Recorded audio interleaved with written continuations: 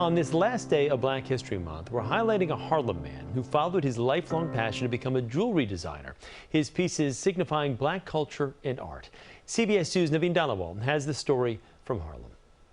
I'm inspired by African jewelry, Asian jewelry. It comes from everywhere. It's been Lamont Wray's passion to design jewelry that turned into a business, starting off with a class at the Fashion Institute of Technology. So I went ahead and decided to take a workshop on just basic jewelry making. And so my professor at the time, wonderful woman, and she, really inspired me because she showed me her work. During his early days, he faced food insecurity.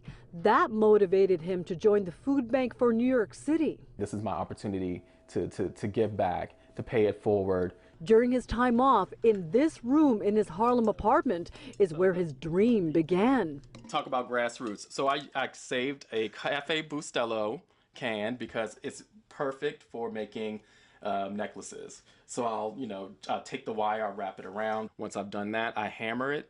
From there, he let his creative mind take the lead. I ride the subway. I would stare at you, see what kind of ring you have on, earrings, and I would try to figure out how to take it apart and put it back together again.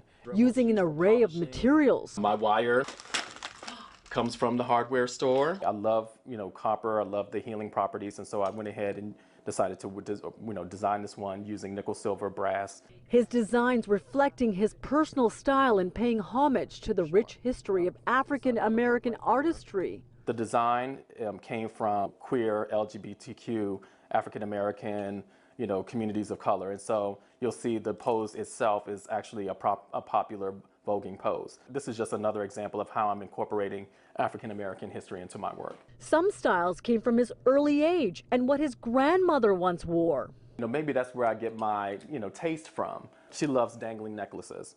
She also was a fan of silver. She loved gemstones. Those gemstones he now customizes for his clients. So I can have a one-on-one conversation with you, figure out what kind of metals are you attracted to, what's your sign, what kind of birthstone.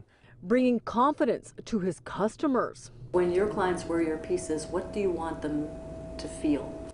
Beautiful, to enhance what they already are walking around with.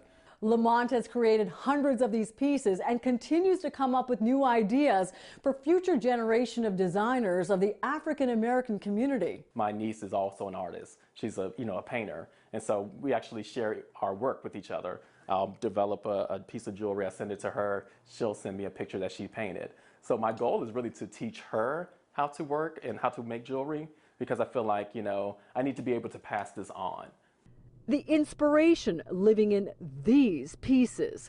In Harlem, Naveen Dhaliwal, CBS 2 News.